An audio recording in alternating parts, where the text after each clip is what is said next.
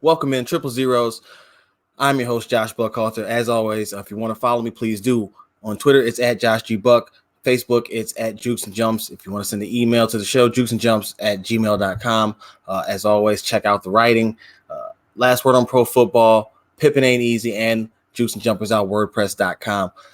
It's been a busy week in the NFL, and the NBA too is picking up. Tips off tomorrow. I'm excited. NBA season 2019 NBA regular season is finally upon us. Excited to see what the Chicago Bulls do here, but we'll get to all that in a second. First things first, of course, at this time of year, we have to start things off with the reactions to NFL's Week 7. We're going to kick things off first and foremost with the Atlanta Falcons getting straight up manhandled by the Los Angeles Rams. This game was interesting because it wasn't really the ground game didn't get going for either team, which is interesting considering how banged up the Falcons defense is. But the Rams couldn't muster much of anything. Todd Gurley and Malcolm Brown combined for 29 carries and 72 yards, 2.48 yards per carry against the Atlanta Falcons. The Falcons' run game didn't get going either, and that's really not the story fully told. The real story, of course, is the interaction between Devontae Freeman and Aaron Donald, where Aaron Donald, let's take a look for yourself. Aaron Donald's putting his hands on him, lifts him up off the ground like a child, and then Devontae Freeman throws the punch and gets ejected for it. I'm not sure. I'm not sure what his reaction is supposed to be. You pick me up like a child, we might have an issue. Now we see some more, I guess, abuse towards a player of diminutive stature. We'll be very polite when we say this later on. But the Rams, Aaron Donald lifted up Devontae Freeman like a straight little kid and held him there. And then, like I said, Devontae Freeman threw that punch and got ejected. The Rams are getting back on track. Jared Goff didn't do too great. Neither did Matt Ryan. Goff, 59% completion, 268 yards, 2 touchdowns. Matt Ryan wasn't much better. It's an ugly season for the Falcons. That's what I really wanted to get to. Aside from that video of Freeman about to get tossed out, in the process of getting himself tossed out, the Falcons season is just degraded in the just the wildest thing ever. A team, like I said, it's weird to see them fall off so hard. They've gone from Super Bowl, obviously they lost, and blowing that lead, but it's just deteriorated each year since, and they're rumored to be shopping guys like Vic Beasley at this point, who I actually wouldn't mind to see in Chicago opposite Khalil Mack. But, we'll get to that in a moment. It's just weird to see how they've fallen off. But that was the highlight of that game from the outside looking in a game that was just, again, the continuance of the Atlanta Falcons' miserable season. But the next thing that we got to get into, the Miami Dolphins. Do you believe in Fitzmagic? Because he got put back in against the Buffalo Bills. Josh Rosen got sat down. No, to answer the question, first and foremost, no, I do not believe in Fitzmagic. We've seen this movie before. I don't know if they plan on staying with him, but all this pulling back and forth of Josh Rosen, there's no way that a guy's going to have confidence if you keep playing around with his playing time that way, his preparation, how he's going into it. And then, being pulled in the middle of the game obviously never feels good. So that's got to be damage to the confidence. But you also wonder if there's a little bit of, I don't want to say trying to serve him as just desserts, but almost trying to humble him in a way, because, Rosen came in with the reputation of being a little bit arrogant, as it were, nonchalant with football, not needing football, knowing that there was things other than football that he had interest in doing. I'm not sure if that's necessarily the case, but you could make an argument that maybe they are trying to sort of teach him a lesson, and that nothing comes easy. I don't know. I'm not really sure. It's a bizarre situation for him. A kid who I actually had very high hopes for coming out of UCLA a couple of years ago. The things that he's gone through are just it's odd. It's fascinating to watch. I hope he comes out for the better. But right now he's in a terrible situation in Miami that doesn't appear to be improving, and they don't seem to have any faith in him. So as I said, the Bills won that game 31-21, but they did that thanks to a 22-point fourth quarter. They actually were trailing 14-9 coming out of the half, and scored 7 points in the fourth. But like I said, Buffalo 22 points in the fourth quarter. But the highlight again, this episode will be about a lot of the highlights from the game, a lot of the images and videos you've seen going around the interwebs, as it were. This was the play that made it. To go up and snap that ball in the air. Micah Hyde, great ball skills at the high point, all hands, a pirouette, a 360 move, and then he comes up running. So only in practice have I ever seen that happen. Micah Hyde from the Buffalo Bills, safety of the Buffalo Bills, making a great play, something I've never, ever seen happen. You heard the announcer say that he's seen it in practice. I've never even seen it there. Micah Hyde returning the onside kick for a touchdown. Just a great play, heads up play, a very heady play. Just that's what you really kind of see when you see it. It's one of those things like, can he do that? Wait, he can do that. Oh my goodness, it's crazy. But it's an awesome thing to see. Happy for the Bills. The Bills are 5-1 and have a real shot at going for a long stretch without taking a loss. They only I think I read the only teams with winning records left on their schedule are Dallas, New England, and the Ravens. And the way we've seen Dallas play of late, who knows, that game could be a toss-up, really, with how tough the Buffalo Bills defense is. But good for Buffalo. Good to see them going. They're, like I said, 5-1. Nobody's really talking about them right now. Now you've heard somebody talk about them. But Miami, I'm not sure what they're doing. Maybe it's best that Rosen doesn't play so he doesn't get beat up behind that line. But Fitzmagic, if they think that that's going to be anything other than it actually could jeopardize their shot at the first pick in the draft between them and the Bengals. So they might want to be careful putting him in there. He might actually mess around and win a game.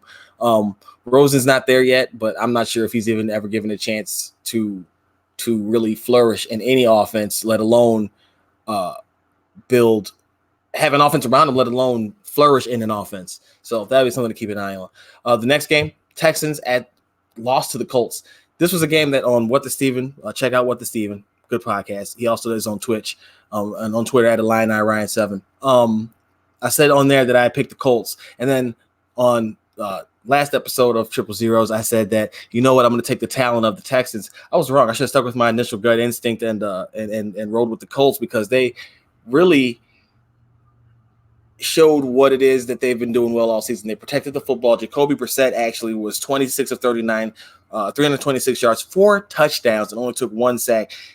That's incredible. He outplayed Deshaun Watson, 23 of 34, 67.6% completion, 308 yards, a touchdown, 2 picks. Now that touchdown, he should have had another touchdown, and I'm going to show you what I mean. He got robbed, and it's a shame because we see this happen a lot where there's inconsistency on when these type of plays are stopped. But here's the play in question, and then we'll break it down in a second. Of Tony Correnti and was upset. Let's see the pressure. Initially, it comes from Sheard. They called Correnti must have blown the whistle and said that he was in the grass. Here's the finish of the play. Hopkins gets into the end zone. The Colts were thinking the ball. So you see there that Watson is ruled down. It's ruled a sack for some reason. The referee said that he was in the grasp of the defender, and I don't know what's going on with the camera here. We'll fix that in a moment. He said he was in the grasp of the defender, and that there was that he was in the grasp of the defender. That's a very stupid rule. It stopped his progress, robbed him of an obvious touchdown. I think that that's something that the league needs to look at and make sure there's some kind of consistency there when they aren't stopping plays. We've also seen something similar on those encroachment plays where sometimes some certain quarterbacks are allowed to get a free play out of that, and other times they stop the play and rob the offense of a chance to catch the defense and snapping as they already have, catching them offsides and again getting that free play. So that was the play from that game, one to keep an eye on and one to think about going forward with how well the Colts are playing. Like I said, Jacoby Brissett, man, 4 touchdowns. That man threw 4 tugs. I'm happy for him. He was thrust into a starting position with Andrew Luck retiring. So good to see him doing well. Good to see the Colts doing well. Frank Reich can coach, man. he can coach them up. I'll tell you that much. And that defense is legit. Both run games got shut down in this one, so that's why you see so many passing yards. I had asked out loud if Brissett would have to go to the air. The answer was yes, and he did so in resounding fashion. So I'm not sure there's many questions left about it. He made plays. He did what he had to do. The Texans did end up trading for Gary and Conley today, so apparently they saw enough with Jacoby Brissett going out there and tearing them up to make a move to try to shore up their secondary. But it's what it is, I guess. They lost this one, and the Colts take first place in the AFC South. The next game that we're going to talk about is the Arizona Cardinals and the New York Giants.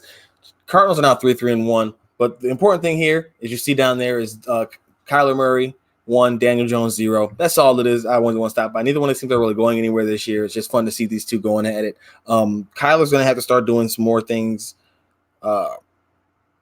outside of garbage time, but the major story in this one is backup running back. I guess he's not really backup if he started this game, but running back Chase Edmonds goes off 27 carries, 128 yards, 3 touchdowns, in playing in the place of an injured or recuperating, I guess, David Johnson, who after the game his coach said was only really available if they needed him to be. His counterpart Saquon Barkley had 18 carries for 72 yards, 5 targets, 3 catches for 8 yards, as he played his first game back as returning from injury. It's not a good year for the Giants. Jones is promising, but he takes a lot of risks, a lot of unnecessary risks, and was floating the ball up there. Chandler Jones had a career high in sacks that game, and Jones was actually sacked himself 8 times. Daniel Jones was sacked 8 times, but Chandler Jones of the Arizona Cardinals had a career high day in getting to the quarterback. If I can find my note here. Of course. There it is. Chandler Jones with 4 sacks, career high 4 sacks. And as I said, the Cardinals had 8 as a team.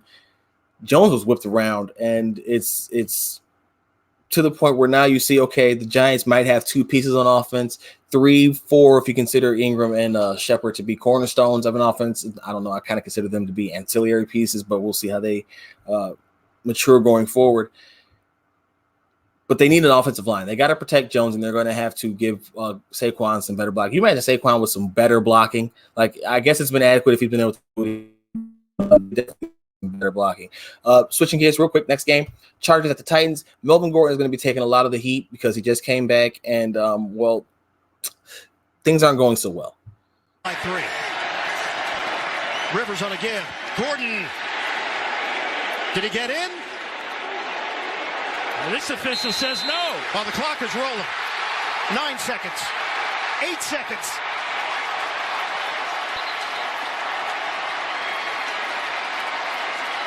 Titans have the football. Is that a fumble for Gordon?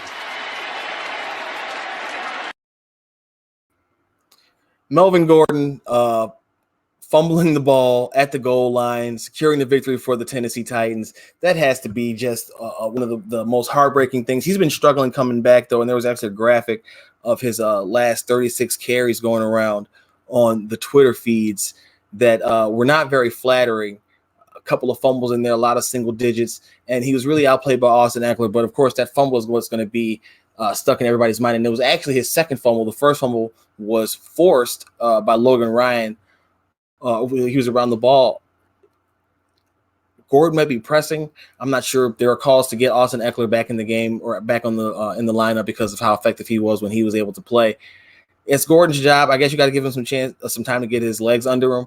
But I can understand fans' frustration with him having sat out for trying to get a new contract, but yet he comes in and this is what the type of performance that it's been.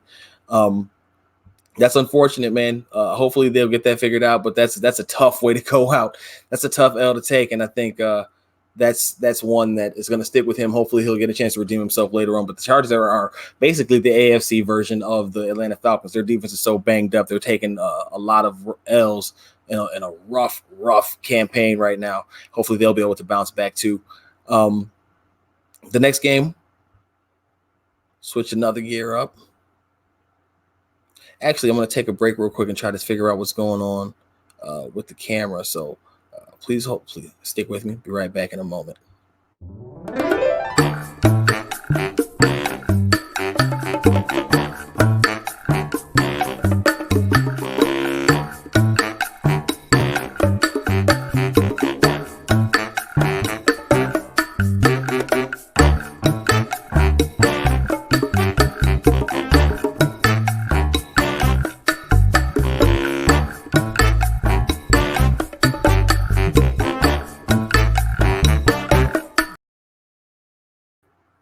There we go. Fixed that. Figured it out. Okay. Now, that was weird, man. I don't understand what's going on. Technology is supposed to make things easier, but it never does. Never does. Okay.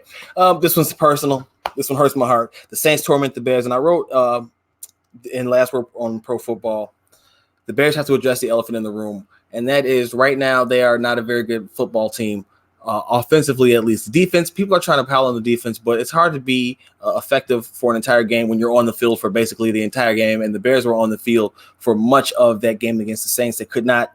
They were getting off early, but the offense not being able to sustain any sort of a drive really hindered them. They ended up falling to the Saints, as I said, 36-25. Don't read too much into that score because it was largely came in garbage time at the end of the game where the Saints were just hanging back. And after they had mocked the Bears, it was a 12-10 game at the half, and yet the Bears still ended the game with a total of 11 carries between 7 carries for 17 yards between 4 ball carriers, 5 for the running backs, Cohen and Montgomery, and then 1 apiece for Cordero Patterson and 1 for Anthony Miller, which he ended up fumbling. The weird thing about this game is that they were coming off their bye week, and their 2 worst offensive performances have come when they have had their longest chance to prepare. So I'm not sure what's going on if they're over-preparing themselves. Nagy talked about in the summer dialing it back a little bit so guys could play a lot faster. I don't know if they never did that and they are still overloading everybody, but it's not looking good. Again, Trubisky looks lost out there and addressed that in the article as well. If he's it, he has not shown that he's it. What he's shown is flashes, but that makes you a backup. That makes you a person who can come in and get a team 1 or 2 wins, go 500. That makes you Chase Daniels with legs, with wheels, which, by the way, we haven't seen. I actually quoted in the article, he averaged, I believe, 5 yards and about just under 5 carries and about 30 yards per game last season. And this year, he's only got 5 rushes for 20 yards. So something's up. If either he's trying too hard to be a pocket passer, they're not doing enough to move him around. I don't know if that's the case. I think it looks like he's trying to be a pocket passer, which is not working. If this is a result of the 202 level offense that we're supposed to be seeing, it's failed, and they need to go back to 101 and just let it ride with that, because at least then they were winning games. They're 3-3. We knew there was going to be a tougher season. Again, 3-3 is not the end of the world, but they look like a team who is destined to be out of the playoffs and facing a serious dilemma, at least at one position, right in the face. They could use some step up. Obviously, the defense has been great in my opinion, but they could use some Leonard Floyd to offset some of this attention that Khalil Mack has been seeing. They really missed Akeem Hicks up the middle, as everybody expected they would. But they held up for the most part against the Saints until late in that game when the offense, again, couldn't muster anything. At one point, they went into the fourth quarter, I believe, with like 84 yards. And then in the third, they had gained like 2 points with like 3 minutes left. It's really bad right now. And what's also scary is that head coach Matt Nagy seems to not have any answers for whatsoever. Now, maybe that's just what it is publicly. I hinted and wondered if maybe his sentiments that he expressed towards Mitchell Trubisky when he first got the job here about not necessarily being sold when he first met him not being sold on him when he first was scouting him while Nagy was with Kansas City, but then liking him once he got to meet him and talk to him. I wonder if he's confirmed what his initial assessment of Trubisky was. What most people have seen, what I came around to finally this year. I last year was trying to give him the wait and see approach, let him get in his offense and grow. Let's see what he does with a year under his belt, and then can go in with a full off season of understanding of the concept and everything. Well, so far this year, and I understand that he's coming back from an injury, but he should have the offense down well enough to not be stuck in the middle of the field on a wide open play where he's got 2 receivers open, but he gets just stands like a deer in headlights and gets a sack. That's not acceptable. He's missing overthrowing wide open receivers on plays that could change the game. At least one that could have been a touchdown to Cohen, and he overthrew him. Those are things that you can't have happen, and he's doing it routinely. And then again, he's getting that deer in headlights look. Now, if that's a symptom of him being rattled because of the struggles that are happening around him and missing those plays, then that's still an issue, because that means that his mental makeup is at a point where it either needs to be repaired or it is beyond repair. And that's something that you have to figure out as well. Again, they have a major reckoning on their hands. And then not the least of which is probably a choice of words considering what happened. And you notice I said Saints torment the Bears. To add insult to injury, Saints players were giving it to Tariq Cohen, my boy, in the game because they, how do I say this politely? They know that Tariq Cohen, where did I put the video? Tariq Cohen is not the tallest of players. He is 5'6", I believe. Not going to be one of the ones that it stings because I really like him, but it's funny. And I know he doesn't think it's funny because I would be upset. I had the video, but I apparently have deleted it or moved it. The Saints players were mocking his height, and it was Eli Apple and another Saints player mocking Tariq Cohen's height, walking past him doing one of these maneuvers, and you could see Tariq Cohen getting highly upset, which I don't blame him for at all. But later on, Eli Apple ended up tearing his ACL, will now be out for the season. Cohen had to laugh about that, and I just thought, man, karma is real, because they were giving him some serious guff about his height. I get it, he's a little guy, but apparently karma is taking opponents on Sundays. Who knew? We all know now. But again, that is making light of what is really turning out to be a scary situation right now for the Bears in terms of where they're going moving forward. And then a positive one for the Saints. Teddy Bridgewater's making himself a lot of money. He signed that now Breeze is out. I can't imagine there's any situation where they don't reinsert Breeze as a starter when he's healthy. After this year, maybe Bridgewater stays on with the notion that Breeze is gone in the next season or so. But if he becomes free, would like for the Bears to probably investigate that situation. They have to, at the very least, bring in some competition for Mitch. And I think Bridgewater would probably be more than competition. But again, that's bare minimum. The two names that I mentioned in that article for the last Word on Pro Football were Bridgewater and Nick Foles, a player the Bears should know well because he beat them in the wild card last year. But more importantly, he has Super Bowl winning experience in an offense that is very similar to the one that the Bears operate. So his transition into it could be as seamless as you could ask for. People have bandied about Cam Newton. Andy Dalton was one I hope they were joking about. Marcus Mariota, another one I hope they were joking about. I have no faith in Andy Dalton to be able to come in and run this offense well enough. Again, this is coming from a person who thought Trubisky just needed another year in the offense to get it going. That so far has proven to be not the case. But I just don't think that Dalton is enough to elevate this team. I think his issue with turnovers will be one that will rear its head at the worst possible time. Mariota I could understand because he does protect the football, but he also has those big games where he throws a lot of picks. But more importantly, he gets injured a lot. Nick Foles seems to only be able to thrive in Philly, but maybe it's more of the system than it is the city. Hopefully that's the logic there. And then again, Bridgewater, I think Bridgewater just shows that would be my ideal because he's shown that he can operate an offense, make enough plays to win you a game, not lose you a game because he protects the football.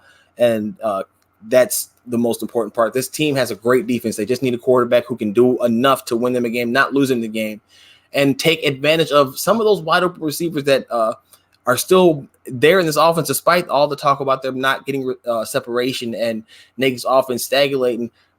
The quarterback has to hit the open receiver. And we can talk about him being rattled from not having enough time from the offensive line, but I've seen good quarterbacks make bad offensive lines look better, especially ones as athletic as Trubisky is, with less talent, at least a lot less talent along the offensive line than what the Bears supposedly have. Now, I've never been the highest on the group, especially in the tackle position, but I still think that they are talented enough for this team to win with. They have to figure out a way to figure it out. I'm not sure. And if they can't, then this offseason there has to be some kind of addressing the quarterback position, whether, again, it's competition or a starter. But either way, that's my little rant on the Bears because that's a local team. We're going to move on and kind of hit not a rapid fire, but we're going to wrap up the NFL segment and then start talking some of these NBA big money deals that were going around.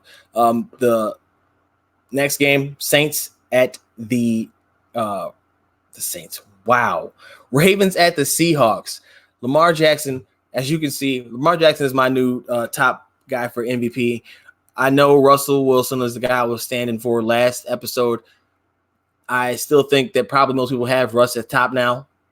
He's been extremely efficient with his passing touchdowns. We talked about that ad nauseum the past couple of episodes, actually. But Lamar is doing things that I think prove how valuable he is to this team. Now, you can argue he's got a great defense and he's in a great system, but that's cool. That offense is built around him. It's almost like the Bucks in the NBA with Giannis. They've built an offense, a system around his skill set, and he's doing a little bit of everything to get the job done. He ran all up and down the Seahawks, and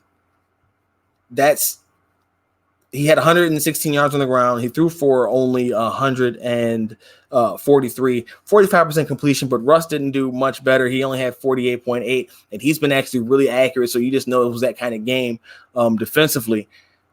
But I really feel like Jackson is making a strong case for himself to be the MVP this year. And while I don't think he'll win it, I will be cheering for him to win it, and I think that I just want to be the first one to probably not the first one. One of the first ones to be able to say that I was in his corner to get the MVP award, because he's doing some incredible things for this team and outpassing expectations for that a lot of people put on him, the limitations that they tried to set upon him, what they thought his skill set really was. But as usual, as the theme of this one, we actually have this clip. I don't know what happened to the Bears when that should be here, should have been there. But this is Lamar. This is Lamar's Ravens causing Russell Wilson's first turnover with a cameo featuring their newest member, Marcus Peters. Complicated pass concept. 3rd down and 6. Try to go long first, and the pass is intercepted. Marcus Peters, and he scores. First interception of the year for Russell Wilson, and I have not seen him do. First interception of the year for Russell Wilson. Marcus Peters' first game as a Baltimore Raven. He was traded from the Rams. And, the Rams got Ramsey, who got a fumble. I'm not sure if I mentioned that earlier, but he recovered a fumble, or he forced a fumble, Jalen Ramsey. Happy for Marcus Peters, though. Making the best of a situation, man. He had that face on, but he's just a dog. When everybody was talking about, he looked upset walking into practice, his first Ravens practice. He's just a dog like that, and you can see the kind of plays that he can make. Now, he is susceptible to getting beat because he is so aggressive, but plays like that, man, you kind of have to live with the ups and downs because he's a ball hawk to the highest degree. Next game, not last game. The Philadelphia Eagles got thumped by the Dallas Cowboys. Dallas rolled them. Dak Prescott, 77.8% completion, 239 yards, touchdown, a pick, 3 sacks, but he made plays. The story, though, they fed Zeke 22 carries, 111 yards, a touchdown. Amari Cooper, hella efficient, 5 catches on 5 targets, 106 yards. The Eagles, I actually told you about this game last episode, that the Eagles offense has been kind of stagnant, and you saw that play out. Wentz, 61% completion, 61.5, only 191 yards, a touchdown and a pick. He took 3 sacks, and the offense just looked really stagnant and stuck in the mud. And it's interesting because, this is the game. Doug Peterson said that the team would go out and win. DeMarcus Lawrence took issue to that. Lane Johnson took issue to DeMarcus Lawrence taking issue, and then there was a whole Twitter thing. But in the end, the Cowboys got the last laugh, and the team could not back up their coach. You hate to see it. At the same time, you love to see it because, man, coaches got to be careful writing checks at the players' butts, that they can't cash. That's just how it goes. Let your mouth write a check that your ass can't cash, is what my mom used to tell me. And this is one of those situations for the Eagles, or for the Eagles, and let that be a lesson. They'll be fine. They fall to 3-4. Cowboys go to 4-3 after losing 3 straight. They snapped that little skid there. Good for them. We'll see how it is going forward in the NFC East. That's a two-horse division with those two teams. They're going to be battling out to the very end. I'm very sure of that. The Eagles will get it figured out, but that's one of those that's karma making house calls on a Sunday once again. Got to see that twice this week. You love to see it actually because you get again, careful what you say, man. It comes back on you really, really fast. Wrap it up with this game right here. This was tonight's game, the Monday Night Football game. Sam Darnold. The Jets, first of all, the Jets got blanked by the New England Patriots 33-0. That's the least of the worries, though. The Sam Darnold was caught. He was mic'd up for this game, and he was caught on the sideline saying this on the ESPN broadcast. Seeing ghosts. Darnold got whipped. He threw 4 interceptions. He turned the ball over 5 times. It was a very ugly performance by him. He was literally throwing the ball to Patriots players and really was throwing the empty space that they just happened to occupy. No receivers anywhere. He was clearly rattled. You wonder why Adam Gase kept him in that long. There was you heard Booger McFarland throughout the broadcast comment on how there was nothing much for Darnold to gain from being out there other than being exposed to an injury. It's tough. Le'Veon Bell had 15 carries, 70 yards. That's a positive, but Darnold struggled. 11-32, 86 total yards. Again, the 4 interceptions. He only took the 1 sack, but he had a quarterback rating of 3.6. That's awful. And if you play fantasy football, he got you negative 6.7 points. So that's just bad. He was throwing, like I said, you see down there, throwing the Waldo, because where is he? There's nobody there. I don't know who he saw, but it wasn't anybody on his team, and that makes no sense what he was trying to do and trying to get accomplished. The Niners and the Patriots, got to slide this in real quick. Niners and the Patriots are going to probably they're probably for the Niners, maybe more so due to who they've been playing, but they are playing well. They're undefeated. You saw, like I just said, the Patriots won 33-0 over the Jets, but the Niners won 9-0 over the Redskins. And just watch how the game ended. This is the final play of the game. And then the fumble by Peterson, and now a fitting sack by the 49er defense. Nick Bosa sailing through. Now, the game was obviously going to be over no matter what. They were up by sloppy, rain-soaked game. Ugly. Neither team could get anything really going. Case Keenum especially was struggling. I don't know what the Redskins are doing. They don't seem to have a plan. You have Haskins. I guess you don't want to play him because your team is not fully equipped, but he's going to need the reps. And if you don't take the lumps now, he's going to take them next year, and it's going to be much more painful because your team is probably going to be better next season, but he won't be ready. He won't be better. Well, maybe he will. Maybe I'm underestimating his ability to learn from the sidelines, but I think that when you take a quarterback that high, you should probably get him out there unless your team is completely desolate, a la the Miami Dolphins where they've parted themselves out already. The Redskins still have hope. Who knows what they're doing with Trent Williams? It seems like he's going to be out until he has to report. Maybe even he stays out longer than that and follows the Le'Veon Bell route where now guys are maintaining their holdouts. But whatever the case is, Washington has to figure that out. San Fran, is joining the Patriots. They are both undefeated. Washington is in the battle still for the first overall pick, but those other two teams, the Bengals and the Dolphins, they might not win one all season. So they're going to have to sabotage them something. I don't know. Figure it out. They'll probably end up getting third out of that bottom 3. But the Niners, whether it's a function of the schedule or not, you can only play who is on your schedule. They are undefeated right now and looking really good defensively. Offense doing just enough. They're going to need more from the quarterback at some point, but the running game is real because the Shanahans have a proven system. We know that already. But they're undefeated, and that's more than a lot of teams can say. So we'll keep an eye on how long they can keep this, how long they can keep this up. But right now, it looks like they are here for at least a good bet to make the playoffs and probably make some noise because we know defense and a good running game can do a lot of damage for you, especially when it gets cold and they got to take some trips east. But they might not have to if they keep up this pace. They beat the Rams, so they already got the division going. They could get a home game and have teams have to come to out there and that running game and that defense, man, it's legit. So. And Jimmy G has some Patriot in him, so we already know that he's capable of going out there and making the play to get the game on the side of his team. NBA stuff, a lot of money hands out. Fly through this real quick as we wrap up the episode. Buddy Hield signed a 4-year, $94 million contract that could reach up to $106 million with bonuses. Jaylen Brown of the Boston Celtics signed 4-year, $115 million extension. DeJounte Murray of the San Antonio Spurs signed a 4-year, $64 million fully guaranteed extension, and Joe Ingles signed a 1-year, $14 million extension. It was a Mo Money Monday around the NBA. Man, I just wanted to know where I signed up to get that bag. Also, the Bulls exercised a couple of options on Lauri Markkanen, Wendell Carter, and Chandler Hutchison. So a lot of players getting paid today. You love to see it. Players are questioning, or people are questioning whether or not Jaylen Brown was worthy of that extension. He got it. So, yes, you're worth what the market is willing to bear. And I think we forget that too often as we try to count people's pockets. I'm happy for him. That was a player that I wanted the Bulls to possibly target if things went awry for them this year with this group of guys, which I don't think will happen. I do see the Bulls making the playoffs.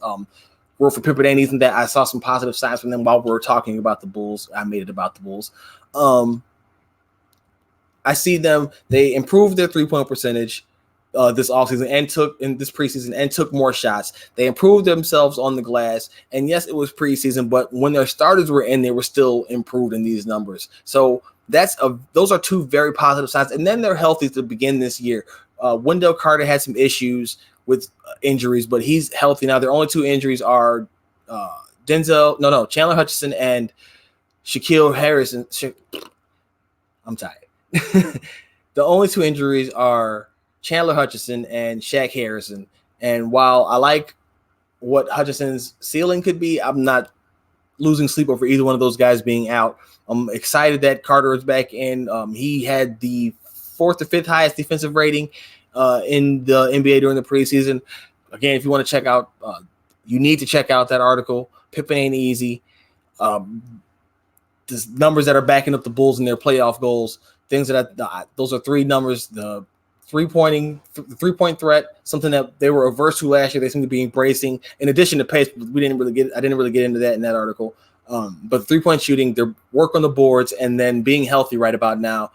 These are all recipes for them to have a pretty fast start if they play their cards right. They play some tough teams, but they also have a good chance to be at or about 500, at or above 500 when they run into that final stretch where they get into the 20th to like the 24th game where they play the Trailblazers and the Warriors 4 times in the last 5 or something along those lines, something crazy like that.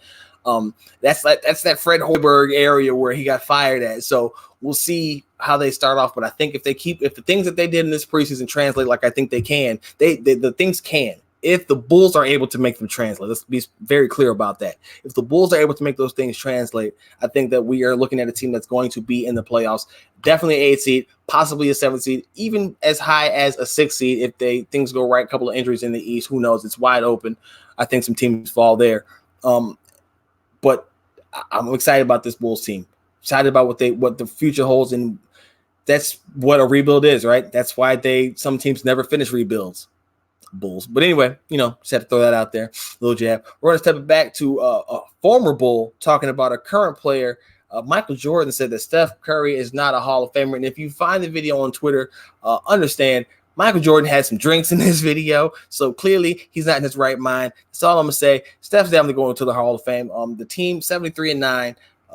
I guess, yes, they lost. He was still the only unanimous MVP in the league. You can have all the gripes you want about these things. That's fine. They happened.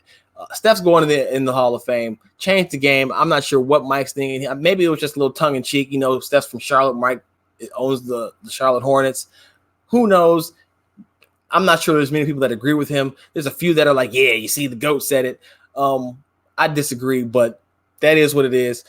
Just had to go ahead and address that real quick because Mike sounded a little bit crazy talking about that. Thankfully, we didn't have any NBA China updates.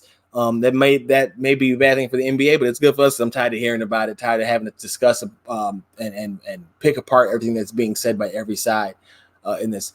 That's going to do it for this episode of Triple Zeros. As I said, thank you for watching. If you want to follow me, please do on Twitter at Josh G Buck, on Facebook at Jukes and Jumps. Hit the email jukesandjumps@gmail.com, and of course read me. Last Word on Pro Football, Pippen Ain't Easy, and jukesandjumpers.wordpress.com. Mine is tired right now. That's gonna do it for this episode. Thanks for watching, guys. Tune in next time. Jukes and Jumpers. Until then, I'm your boy JB. You know what it is, man. We gotta tell you. Oh, new outro too. You noticed the new intro, noticed the new background, new outro too. I hope you guys enjoyed it.